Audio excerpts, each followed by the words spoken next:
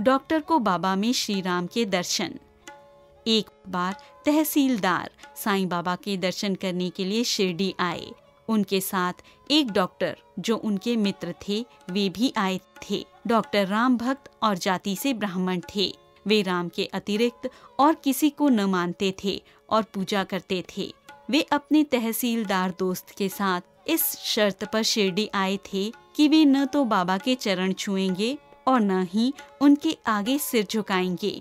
वे उन्हें इस बात के लिए मजबूर करेंगे क्योंकि बाबा यवन मुसलमान हैं और वे श्री राम के अलावा किसी के आगे सिर नहीं झुकाते।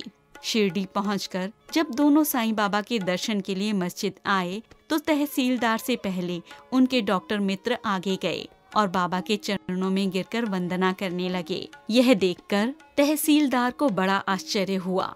अन्य सब उपस्थित लोग भी अचरज में डूब गए।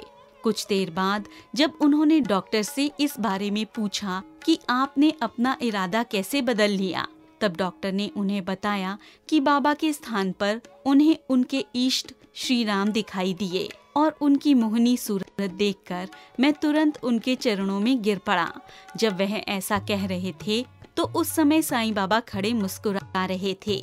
साईं बाबा को खड़े देखकर डॉक्टर को बहुत आश्चर्य हुआ कि कहीं वह कोई स्वप्न तो नहीं देख रहे हैं। उन्हें अपनी भूल का एहसास हुआ और वे बोले कि साईं बाबा को मुसलमान कहना मेरी बहुत बड़ी भूल थी।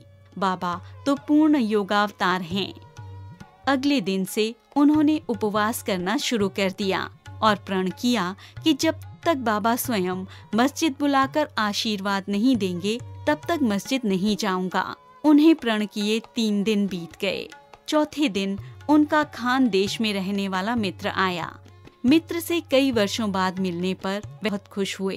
अपने मित्र के साथ डॉक्टर मस्जिद गए। जब डॉक्टर बाबा की चरण वंदना करने के लिए झुके तो बाबा ने कहा, तुम तो मस्जिद नहीं आने वाले थे, फिर आज कैसे आए?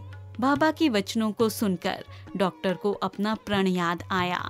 उनका हृदय द्रवित हो उठा और आंखों से आंसू भर आए। उसी रात को साईं बाबा ने डॉक्टर पर अपनी कृपा दृष्टि की तो उन्हें सोते हुए ही परमानंद की अनुभूति हुई और वे 15 दिनों तक उसी आनंद में डूबे रहे। इसके बाद वे साईं बाबा की भक्ति के रंग में ही रंग गए।